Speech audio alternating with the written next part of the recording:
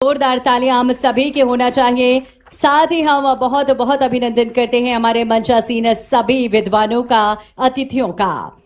आनंद कोई मंजिल नहीं बल्कि हर क्षण को जीने का एक सुंदर अंदाज है।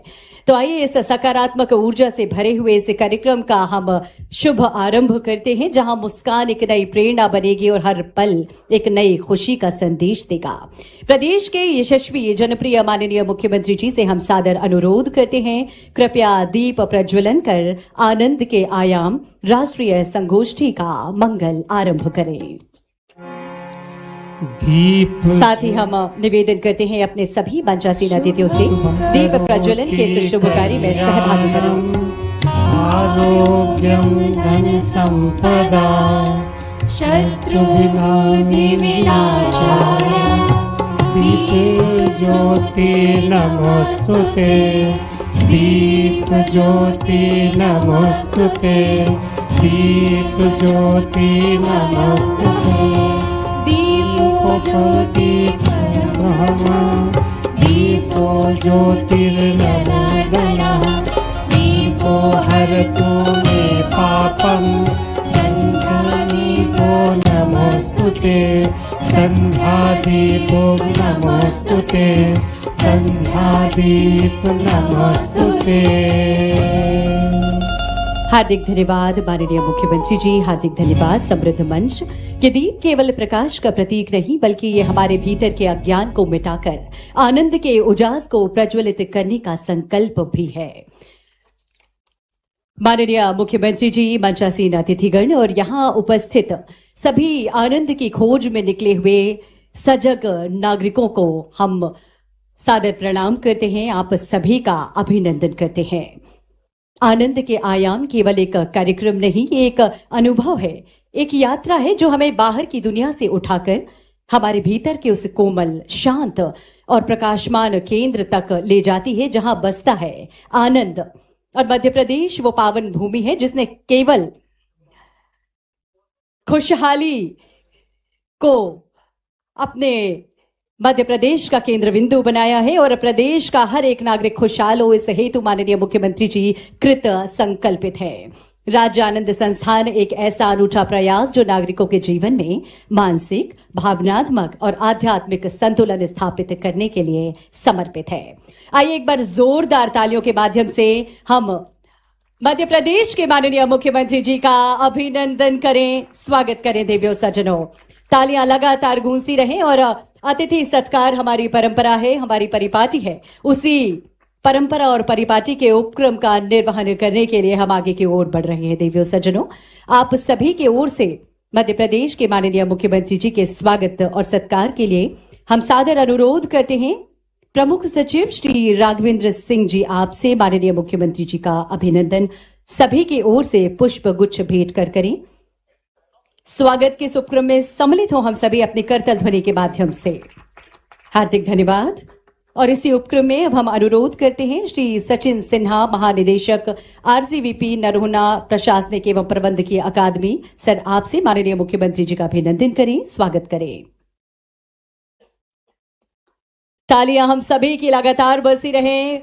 माननीय मुख्यमंत्री जी का अभिनंदन हम सभी कर रहे हैं।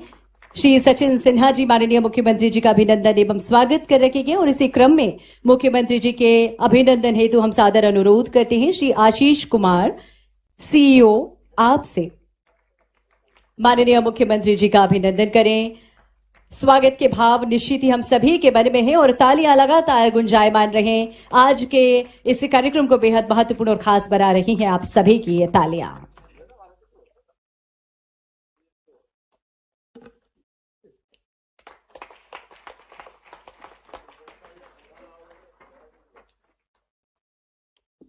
हार्दिक धन्यवाद। माननीय मुख्यमंत्री जी का अभिनंदन सभी की ओर से किया जा रहा है। महर्षि मधुसूदन जी का अभिनंदन हम कर रखे हैं। श्री आशीष कुमार जी, सीईओ, हम सभी की ओर से माननीय मुख्यमंत्री जी का अभिनंदन करेंगे।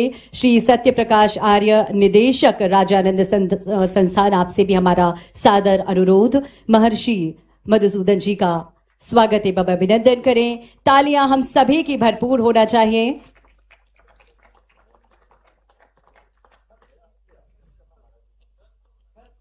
श्री अभय महाजन, आपके स्वागत हेतु हम अनुरोध करते हैं श्री प्रवीण गंगराडे, निदेशक राज्य आनंद संस्थान, आपसे।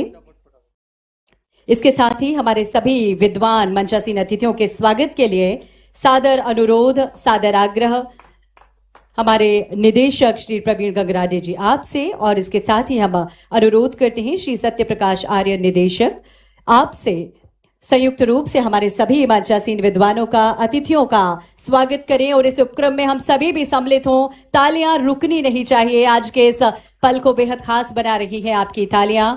बहुत बहुत धन्यवाद आप सभी का। राज्य आनंद संस्थान एक ऐसा अनूठा प्रयास जो नागरिकों के जीवन में मानसिक, भावनात्मक और आध्यात्मिक संतुलन स्थापित करने के लिए समर्पित है। ये विभाग केवल योजनाएं नहीं बनाता, बल्कि जीवन को जीने की कला सिखाता है। ये हमें सिखाता है कि खुशी बाहर नहीं, बल्कि हमारे भीतर ही निवास करती है।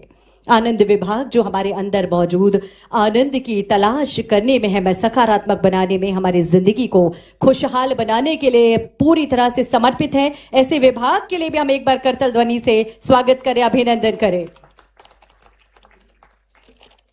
हार्दिक धन्यवाद आप सभी का। आगामी क्रम में बढ़ते हुए स्वागत उद्बोधन के लिए सम्मान पूर्वक हम अनुरोध करते हैं प्रमुख सचिव श्री राघवेंद्र सिंह सर, आपसे कृपया आज के अवसर पर स्वागत उद्बोधन प्रस्तुत करें। वंदे मातरम। आज के अंतर्राष्ट्रीय हैप्पीनेस डे के अवसर पर आनंद के आयाम कार्यक्रम में हमारे अनुरोध पर पधारे माननीय मुख्यमंत्री जी, कार्यक्रम में माननीय श्री कमलेश पटेल दाजी जी को भी शामिल होना है। माननीय महर्षि श्री मधुसूदन जी, आप सभी का हार्दिक स्वागत एवं अभिनंदन।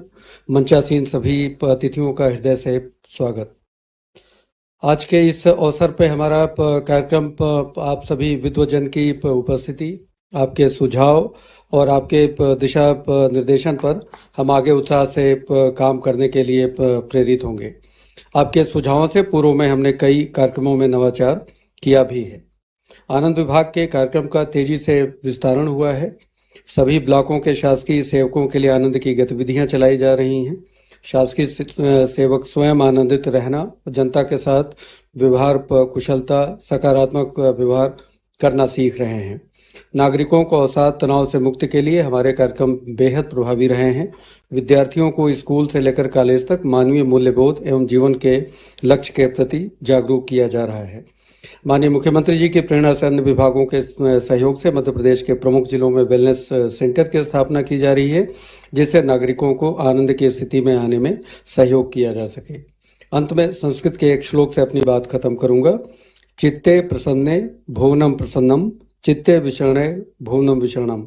अगर हमारे चित्त में, अगर हमारे आत्मिक भाव से हमें प्रसन्नता है तो पूरा संसार खुश रहेगा।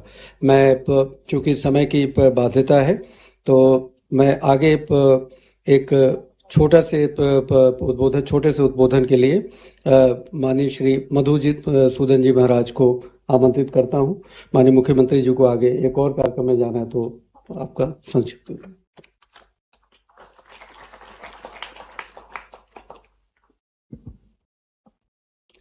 भारत माता की, भारत माता की, भारत माता की। हम सबों के बीच उपस्थित मध्य प्रदेश के यशस्वी मुख्यमंत्री परम आदरणीय श्री मोहन यादव जी, इनका मैं अभिवादन करता हूं, वंदन करता हूं। इनके संरक्षण में मध्य प्रदेश का शासन प्रशासन कुशलता से चल रहा है, इसके लिए इनको बहुत बहुत धन्यवाद। इस विभाग के प्रमुख सचिव श्री राघवेंद्र जी, इनका भी मैं अभिवादन करता हूं, वंदन करता हूं। सीओ आशीष जी, इनका भी अभिवादन करता हूं। मंचस्थ सभी विद्वज्जन, इस सभा में उपस्थित परमात्म ज्योत के दिव्य रश्मियों, जब हम इस ब्रह्मांड का, इस संसार का अध्ययन करते हैं और देखना चाहते हैं कि जो कुछ भी दिखाई दे रहा है इस संसार में, इसकी सत्यता क्या है, जो भौतिक जगत है, इस भौतिक जगत के अतिरिक्त, इस संसार के अतिरिक्त और कोई जगत है? और यदि है तो उसकी वैलिडिटी क्या है? उसको हम कैसे देखेंगे? तब हमारे सामने आता है मेटाफिजिक्स। संसार के सभी चीजों को नापने का और इससे बाहर देखने का, अध्यात्म को देखने का, आत्मा को देखने का मापदंड मेटाफिजिक्स तय करती है। मेटाफिजिक्स में दो भाग हैं, अंटोलॉजी, एपिस्टेमोलॉजी। अंटोलॉजी संसार के तत्व ज्ञान का अध्ययन करती है, एपिस्टेमोलॉजी ब्रह्म का, नॉलेज का अध्ययन करती है। ये नॉलेज है क्या? नॉलेज की वैलिडिटी क्या है? नॉलेज के सोर्सेस क्या हैं? नॉलेज लिमिटेड है या अनलिमिटेड है? इन सब चीजों को एपिस्टेमोलॉजी देखती है। इसी के साथ मैं यह कहना चाहूंगा, अभी हमारे पूर्व कुछ लोग कह रहे थे कि आनंद की प्राप्ति कैसे की जाए। तो वेदांत में कहा, जब से मानव सभ्यता ने सोचना शुरू किया, सबसे पहले अस्तित्व में आए वेद। वेद में एक ऋचा है, आनंदो रसो वैसा। आनंद ही एक ऐसा रस है, एक ऐसा सब्सटेंस है जो पूरे सृष्टि को, पूरे ब्रह्मांड को रस से भर देता है। तो ब्रह्मम आनंदम ब्रह्मम केवलम भवति। तो ये आनंद ही ब्रह्म है जो पूरे संसार को प्रसन्नता देता है, पूरे संसार को गति देता है, पूरे संसार को सामंजस्य में बांधता है, वो ब्रह्म है। भारत जब गुलाम था तब यहां एक ऐसा समय था, विलियम हेस्टिंग यहाँ का वाइस राय था, तो उसने कहा, भाई आप लोगों में बड़ी उत्साह है और बहुत आप लोगों में एकता है, इसका कारण क्या है? तो पंडित दीनदयाल उपाध्याय जी के शिष्य जो थे, उन्होंने गीता उसके सामने रख दी। जब विलियम हेस्टिंग ने गीता को पढ़ा तो कहा, this is essence of Indian wisdom. ये भारत का एक ऐसा तत्व ज्ञान है और भारत के पास एक ऐसा ज्ञान है, एक ऐसा मेथड है, अब भारत अधिक दिन गुलाम नहीं रहेगा, अब भारत स्वतंत्र हो जाएगा। उस समय विलियम हेस्टिंग ने कहा था। और यही गीता पूरी दुनिया में गई। जब यूरोप में गई, यूरोप के सबसे बड़े फिलोसोफर थे हेगल। उन्होंने जब गीता को पढ़ा और अपने शिष्यों के साथ सामने रखा, जो राइटिस्ट बढ़ते थे, जो लेफ्टिस्ट थे, दोनों के साथ रखा, और रखने के बाद कहा, ये this is essence of Indian wisdom. ये भारत का एक ऐसा ज्ञान है, एक ऐसी अलमीरा है, एक ऐसा मेथड है कि भारत पूरी दुनिया को एक दिन एक मार्गदर्शन देगा और भारत अब गुलाम नहीं रहेगा। तो भारत की गीता को हेगल ने भी अपनाया, राइटिस्ट ने भी अपनाया, लेफ्टिस्ट ने भी अपनाया। और यही गीता जब अमेरिका में गई इसी तरह से, तो अमेरिका के जो फिलोसोफर थे, जो विचारक थे, स्कॉलर थे, उन्होंने देखा तो कहा कि गीता हमें परफेक्शन का ज्ञान देती है और ये परफेक्शन हमारे जीवन का आधार है। और गीता को पढ़ करके हम पूरी दुनिया को चैलेंज करेंगे, फ्रॉम निडल टू मिसाइल। पूरी दुनिया को फ्रॉम निडल टू मिसाइल से हम चैलेंज करेंगे। और उन्होंने परफेक्शन को उठा के रख लिया। परफेक्शन, प्रैक्टिस, प्रैक्टिस, अभ्यास, अभ्यास करो, ये अभ्यास ही योग है। और ये जब ये अभ्यास जीवन का योग बन जाता है, तब जीवन में कहीं कोई दुराव नहीं रहता, कोई संकट नहीं रहता। तो आप ये समझ लें कि जब आपके जीवन में परफेक्शन आ जाए, आप कुछ भी हैं, कहीं भी हैं, कुछ भी काम कर रहे हैं, लेकिन परफेक्शन की तलाश में प्रैक्टिस करें। एक छोटा सा दुकानदार ये जो कहता कि मेरी दुकान से कोई भी सामान गलत नहीं मिलेगा और जो सामान मिलेगा वो पूरे शहर में सबसे अच्छा होगा, तब हम उसे कहेंगे कि वो परफेक्ट योगी है। From the eyes of American, America के सिद्धांत से, अमेरिका के मेथड से वो योगी है। तो आप जब अपने जीवन में परफेक्शन प्राप्त कर लेंगे, आप एक शिक्षक हैं, आप इंग्लिश पढ़ा रहे हैं, और जब आपके जीवन में आ जाए कि मैं इतना अच्छा इंग्लिश पढ़ाता हूं, दुनिया में कोई नहीं पढ़ा सकता, तब आप परफेक्शन को प्राप्त कर लिए, तब आप योगी हो गए, तो आप अमेरिका की दृष्टिकोण से योगी हो गए। तो गीता हमें परफेक्शन का ज्ञान देती है, एक ऐसा सिद्धांत देती है जो पूरी दुनिया, इस गीता के मेथड को पूरी दुनिया ने अपनाया। इसी तरह से जब ये गीता को लेकर के डॉक्टर राधा कृष्णन ने कहा, उन्होंने चिंतन किया। पहले जब देश पे आक्रमण हुआ, इतने आतताई आए, हमारे देश को लूटा उन्होंने, तब ये गीता के मनीषी जो थे, इन्होंने कह दिया जो कुछ हो रहा है अच्छा हो रहा है, क्या लाया था तू क्या ले जाएगा, जो करता है विधाता करता है, परमात्मा करता है। तो परमात्मा के ऊपर टाल दिया तो हमारा देश गुलाम हो गया, हमें करने नहीं दिया। इस बात को दाता डॉक्टर राधा कृष्णन ने लिखा और कहा कि हम इतने इस देश में साधु हैं, सन्यासी हैं, कथावाचक हैं, धर्म गुरु हैं, सब प्रयास करते हैं धर्म की स्थापना के लिए, और ये धर्म स्थापित क्यों नहीं हो रहा है। तो उन्होंने कहा इस धर्म की स्थापना के लिए भगवान को ही क्यों आना पड़ता है, भगवान श्री कृष्ण ही क्यों आते हैं। तो भगवान श्री कृष्ण कहते हैं तदात्मानम सृजाम्यहम् अभ्युत्थानम अधर्मस्य। डॉक्टर राधा कृष्णन कहते हैं उत्थान किसका हो रहा है, अधर्म का हो रहा है। चारों तरफ भ्रष्टाचार हो रहे हैं, चारों तरफ करप्शन हो रहे हैं, अधर्म का वातावरण है, कहीं सत्संग नहीं होता इनका, लेकिन ये क्यों बढ़ रहे हैं, इसका कारण क्या है। तो डॉक्टर राधा कृष्णन कहते हैं कि उस सुपर सोल को, उस दिव्य आत्मा को, उस कृष्ण को, उस परमात्मा को क्यों आना पड़ता है धर्म की स्थापना के लिए। इतने लोग हैं संसार में, क्यों नहीं स्थापित कर लेते। तो कहने लगे इसलिए जब तक आप अपने वैयक्तिक जीवन में लोअर धर्म में रहेंगे तब तक धर्म की स्थापना आपके द्वारा नहीं होगी। आपको अपने लोअर धर्म से हायर धर्म में आना पड़ेगा, व्यष्टि से समष्टि में आना पड़ेगा। तो मैं अपनी बात को एक बार फिर माननीय प्रधानमंत्री जी, जो हमारे देश के नरेंद्र मोदी जी हैं, जिनके संरक्षण में भारतीय संस्कृति को सम्मान मिला, सभ्यता को सम्मान मिला, देश को गौरव मिला, और देश विश्व में विश्व गुरु बन रहा है, ऐसे प्रधानमंत्री जी का भी मैं आभार व्यक्त करूंगा। और एक बार फिर अपने तेजस्वी आदरणीय मुख्यमंत्री मोहन यादव जी का धन्यवाद ज्ञापन करता हूं। वंदे मातरम, जय भारत, जय हिंद।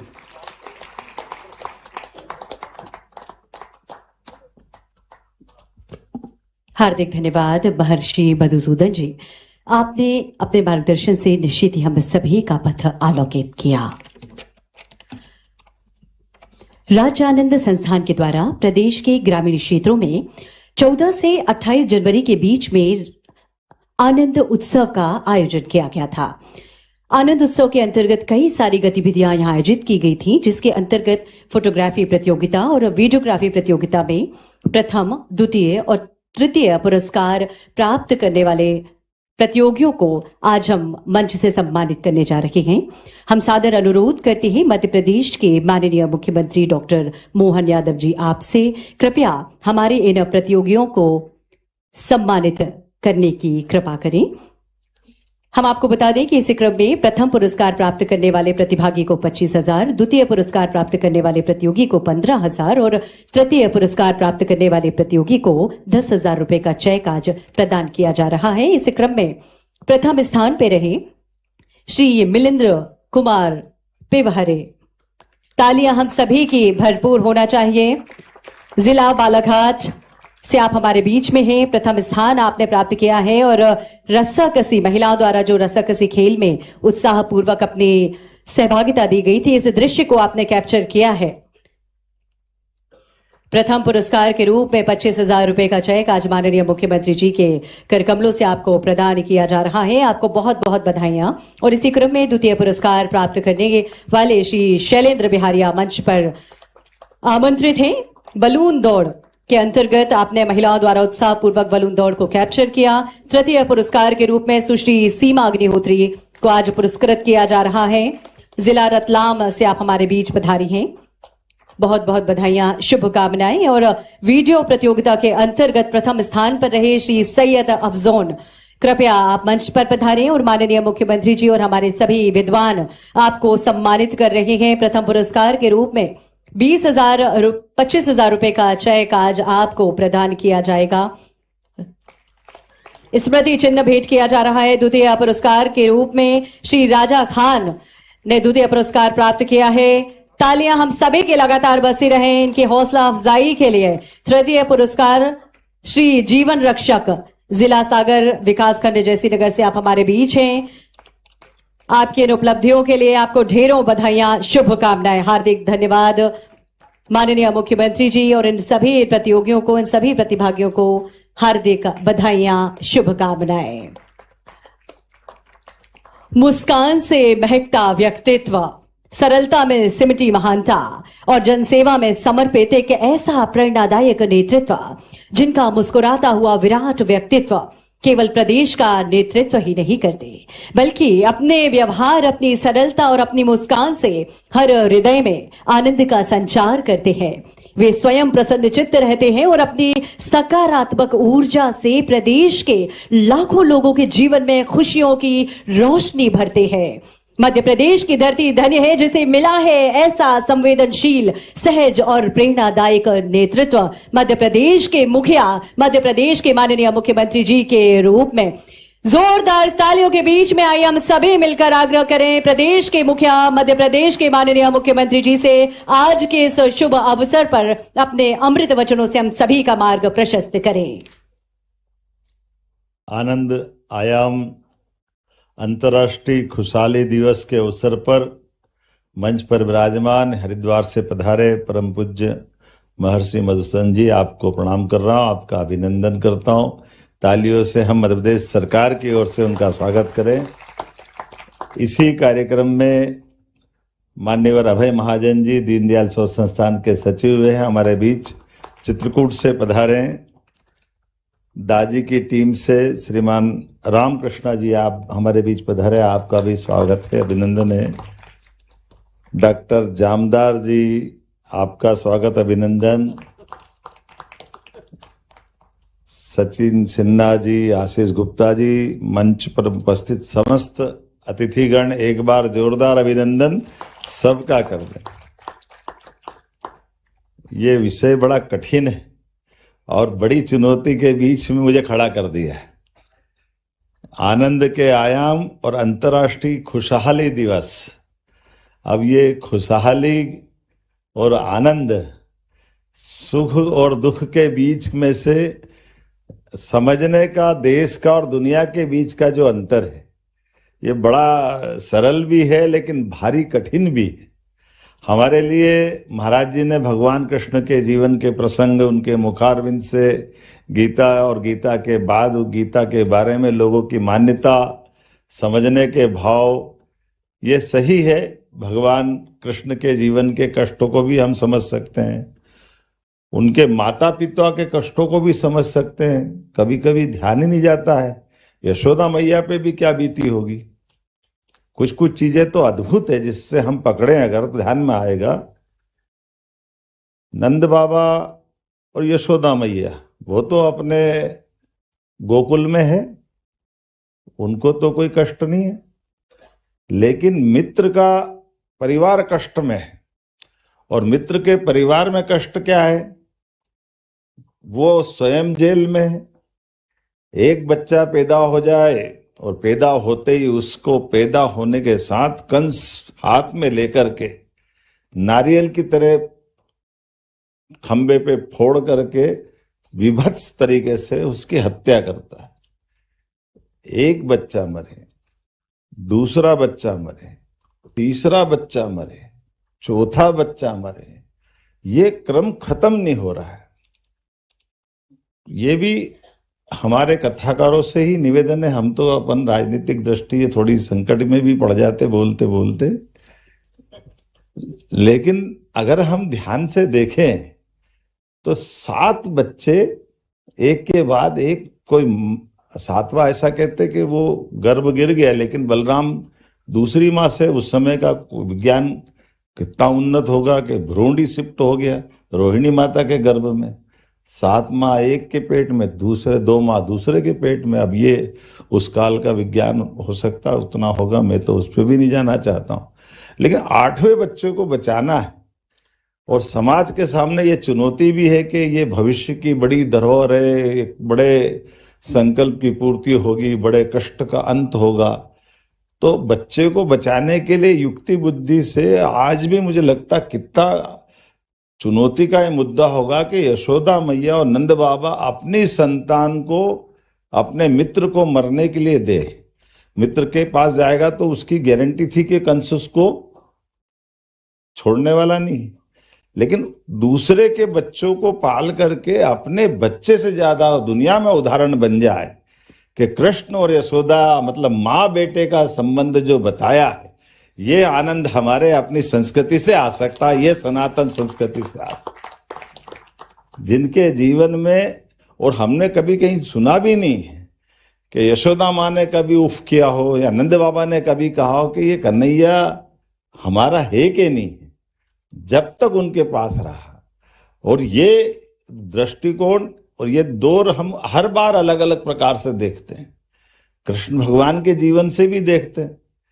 जाने अनजाने हमारे मुंह से गलती से निकल जाता है कि जब महाभारत के भीषण युद्ध में भगवान कृष्ण दोनों सेनाओं के बीच, अर्जुन तो अपने रिश्तेदार को मारना नहीं चाहता था, लेकिन जबरदस्ती से भगवान कृष्ण चढ़ा बढ़ा करके उसको लड़ाने पे मजबूर कर दिया।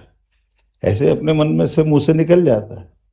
लेकिन कभी ये भी तो कल्पना करें कि भगवान कृष्ण ने इस युद्ध के प्रारंभ होने के पहले 18 अक्षौणी सेना में से अपनी सेना सामने खड़ी कर दी, और वो सेना जो विश्व विजयी थी, भगवान कृष्ण के हर युद्ध में उनके सेना नायक से लगा करके सैनिक तक सदैव जीतते रहे, वो सारे सामने खड़े। और भगवान तो निहत्ते होकर के रथ चलाते हुए अपने सैनिकों को सामने खड़ा करते हुए, उन पे भी क्या बीत रही हुई। कोई मेरा अपना सुपरिचित, जैसे मान लो अभय जी और हम लोगों ने साथ में काम किया, तो ऐसे अधिकारियों के साथ जिनको अपना कोई ड्राइवर को भी चोट लग जाए तो अपने को नींद नहीं आती, कि अपने कोई सहायक को कुछ हो जाए तो नींद नहीं आती। लेकिन वो पूरे 18 दिन में उनकी सारी सेना के सिपाही से लेके अधिकारी तक केवल एकमात्र आज्ञा दी कि तुमको उधर रहना, मैं इधर रहूंगा। ये आज्ञा कृष्ण भगवान ने दी। तो गीता के इस मार्ग पे चल करके उनको भी वो आनंद की जो बात हम कह रहे हैं कि सुख और दुख में स्थित प्रज्ञ होना, तो स्थित प्रज्ञ क्या होगा, इसकी कृष्ण भगवान ने केवल कथा नहीं सुनाई, अपने जीवन में जी के दिखाया कि अपने सामने उस बात को जानते हुए कहा कि जिसका जन्म हुआ है उसको जाना है, कोई अमर नहीं, लेकिन इनका कर्म यहाँ लिखा है। उस कर्म के आधार पर उनकी भूमिका तय करते हुए कभी कभी तो सोचते होंगे कोई तो बोल पड़ा होगा उस युद्ध के कोलाहल के वातावरण में कि भगवान हमने क्या बिगाड़ा है, हम तो आपकी सेना में नौकरी कर रहे थे, हम आपके साथ थे, हमारे भी तो बाल बच्चे हैं, आप कम से कम हमको छुट्टी दे देते कि चलो तुम्हारी मर्जी है जा जाओ। आपने तो सामने खड़ा कर दिया मरने के लिए, और आप ही बताते जा रहे हो ये बचा है, ये बचा है, ये बचा है। तो वो बचने के पहले कौन खड़ा है, उसकी दीवार बन के तो उनके सैनिक खड़े हैं। भीष्म पितामह अगर टारगेट बना रहे होंगे, द्रोणाचार्य बना रहे होंगे, तो 7 अक्षौणी सेना तो अकेले भगवान कृष्ण की थी। तो वो अपनी सेना के एक एक अधिकारी को, एक एक कर्मचारी को मरते देखना, ये मुझे लगता है कि वास्तव में ये खुशहाली दिवस की तो बात नहीं हो सकती है, और सच्चे अर्थों में आनंद की बात भगवान कृष्ण के उस जीवन में उनके जीने से हम प्रेरणा रूपी ग्रहण कर सकते। मैं इस अवसर पर आप सबको अभिनंदन भी करता हूँ, वंदन भी करता हूँ। और सच में ये जो सिम्हस्थ का आयोजन होता है 2016 में, इस विभाग की कल्पना के पहले विचार कुंभ के माध्यम से अलग अलग विद्वानों के साथ जोड़ करके, सच में हमारे ऐसे कई विषयों को भी दुनिया जानती समझती नहीं, हमारे अपने शरीर को कितना कष्ट दे सकते, उस कष्ट की पराकाष्ठा के बावजूद भी देखने वालों को दया आती है, उसको बड़ा अलग प्रकार का लगता है जिसने देखा नहीं। लेकिन जो जी रहा है उस पे, तभी तो वो कांटों के ऊपर अपनी तपस्या कर लेता है। बबूल के कांटे, शरीर पे एक कपड़ा नहीं, और महाराज लेटे आराम से, धूप बिल्कुल उस समय की 44 की टेम्परेचर में, चारों तरफ अग्नि स्नान कर रहे हैं। और अग्नि स्नान में धूप तो जैसे ताप चल रहा है, और वो धूप भी 12 बजे से 2:30 बजे तक की जो धुनी तापते हैं। पहले तो वो अपना नंगे बदन किसी दोपहर में जितनी लू चलती हो, कोई बैठने का कितना बड़ा हिम्मत का मामला। उससे भी आगे बढ़ के चारों तरफ कंडे जलाओ, और कम पड़ रही धूप सूर्य की तो और जलाओ, और कम पड़ रही तो उसके बाद इसकी भी अलग अलग डिग्री है कि ये तो अभी शुरुआत के समय में 5 लगाएंगे, फिर 7 लगाएंगे, 7 के बाद और दक्ष हो गए तो पूरी एक अच्छी टोकरी जिसमें सारी आग लगा करके वो भी सिर पे लगा लेंगे। और आगे बढ़ करके वो तो आंख के ऊपर भी कपड़ा डाल के अपनी तपस्या में धुनी जमा करके भगवान का चेतना के साथ। अब कभी कल्पना करो कि आपने आंख पे पट्टी बांधी है, ऊपर अग्नि रख दी है, चारों तरफ अग्नि जल रही है, कभी सिर हिल गया तो वो कहाँ जाएगी आग? आप पे ही तो आएगी, आपको बचाएगा भी कौन? क्योंकि आप तो आग भी नहीं खोल रहे हो। लेकिन मैं भगवान की लो लगाने के लिए उस आनंद में डूब रहा हूं। अब इसकी कोई पारितोषिक दे रहा है क्या? कौन क्या कर रहा है? कुछ नहीं करने वाला। लेकिन ये जो अंदर का आनंद है वो अपनी साधना के मार्ग से आनंद देखते हैं। ये प्रेरणा जो आती है इसका एहसास होता है बचपन से ही। कई सारे ऐसे कई लोगों के साथ ये सनातन संस्कृति अपने बीच में से ऐसे आनंद के साथ समाज के साथ खड़े होकर के सामूहिकता के माध्यम से, अब ये संत वृंद को इसलिए प्रणाम करते हैं, अग्नि वस्त्र धारण करके ये हमारे लिए समाज की ऐसी कई उलझनों से अपने जीवन के निचोड़ हमको देते हुए, ये जो परिवार परंपरा भारतीय लोगों के बीच में आई है। मार्गरेट थैचर ने 1956 के विश्व हिंदू सम्मेलन के मंच से बोला था, भारत और इंग्लैंड का मूल अंतर क्या है? तो भारत और इंग्लैंड का मूल अंतर यह है कि भारत के अंदर एक कमाता और सब खाते, ये कुटुंब में हो सकता है, ये कहीं नहीं हो सकता है। ये वाकई आनंद का जो ऐसा जीवन का प्रसंग है, ऐसे कई सारी चीजें हैं। इसीलिए हम जिस दीनदयाल जी के नाम पर शोधपीठ स्थापित करे, नानाजी को स्मरण करते हैं। तो जिनका अपना स्वयं का परिवार नहीं, जिनके अपने स्वयं के कोई काम धंधे व्यक्तिगत नहीं, लेकिन 500 गांवों को संकल्प लेकर के सबको स्व अनुशासित होकर के जीवन के सब प्रकार के, ऐसे दाजी को भी स्मरण करते हैं। स्वयं सफल सिद्ध फार्मासिस्ट और अच्छी जिंदगी जीते हुए, बढ़िया व्यापार व्यवसाय था, लेकिन सब छोड़ करके वो अपनी जिंदगी के बाद इस मार्ग से आए। महाराज जी अपना कहाँ यूपी और कहाँ से हरिद्वार जाकर के इस मार्ग पे चल रहे हैं। सच में ये आनंद को हम अगर देखें हर जगह अपने हर एक स्थान पर, लेकिन इससे ही हमारी संस्कृति चलती। तो हमने भी सरकार के लेवल पर 2016 के कुंभ से, कुंभ का अपना महत्व है, कुंभ के माध्यम से कभी कभी जाने अनजाने इस बात पे भी ध्यान नहीं जाता है कि स्नान ही क्यों करते हैं। कोई कुंभ में स्नान की जो महत्ता है, तो ये जो हमारे 5 तत्व है, इन 5 तत्वों में वैसे तो पहली बात ये भी बड़ा जोरदार जानकारी का विषय है कि ये 5 तत्व हर एक में डूबे पड़े हैं, कोई अलग अलग नहीं है। 5 तत्व जल में सब मिलेगा, पृथ्वी में 4 और मिलेंगे। अब पृथ्वी के साथ अग्नि, वायु, हर एक में तत्व है।